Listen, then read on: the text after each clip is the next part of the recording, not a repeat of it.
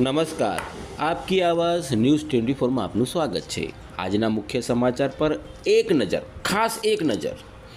વડોદરા નગરપાલિકા તંત્ર જાગ્યું, મોડા પણ જાગ્યું ખરું।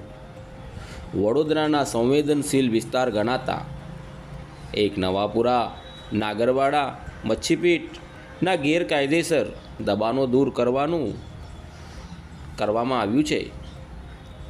હવે જોવાનું રહ્યું જેવી રીતે વરસાદના પાણીથી વડોદરા પૂરગ્રસ્ત થયું હતું, આજે વિશ્વામિત્રી નદી શાંત છે તો લોકમુખે કહેવામાં આવે છે કે આ દબાણો ફક્ત 4 દિવસના છે, પાછી જેવી હતી પરિસ્થિતિ એવી જ રહેવાની।